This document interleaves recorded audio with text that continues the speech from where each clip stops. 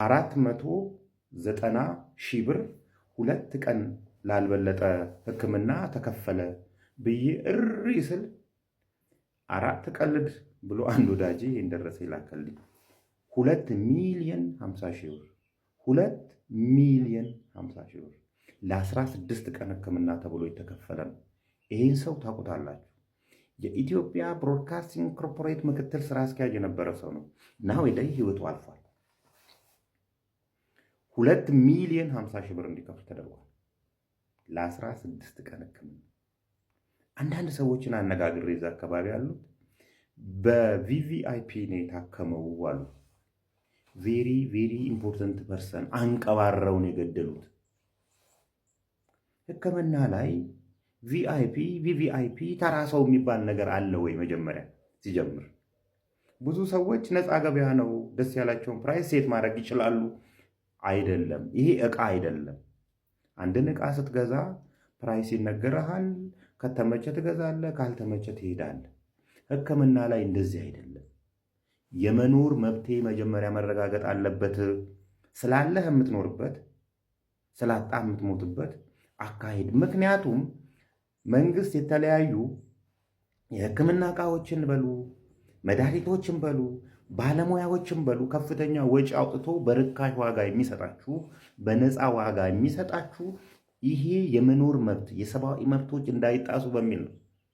ሆስፒታል ስለከፈትክ ደስ ያለን ፕራይስ ሴት ታደርጋለህ ማለት አይደለም።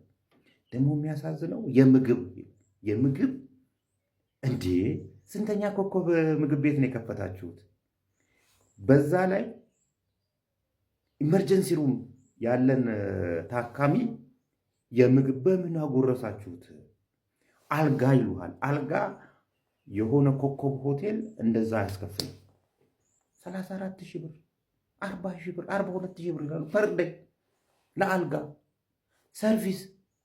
መታህ እንጥስ ስትል እንኳን እግዜሪ ማረክ አለች ይጻፋል። እንደዚህ ነው የመጣ ነው ጎበዝ።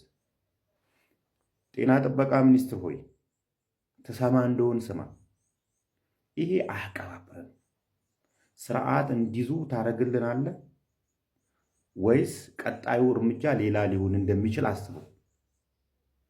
የተማረሩ ሰዎች እየተፈጠሩ ነው ያሉት በሕክምና ላይ፣ በዛ ላይ ሳይድኑ ጭምር እኮ።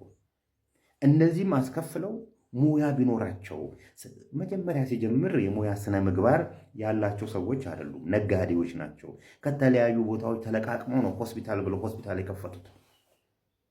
2,50,000 ብር ሲጠይቁ ምንም የሙያ ስነ ምግባራቸው አያግዳቸው።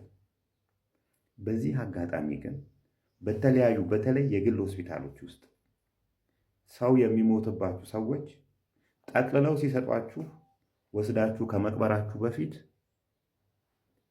አንድ ሬሳው የእናንተ መሆኑን ይዩት። ሌላው ደግሞ ስፔር ፓርቱን ጭምር ይዩት። ስፔር ፓርት ለቀማ ላይም ገብተዋል አሉ። ቻው፣ ደህና ሁኑ።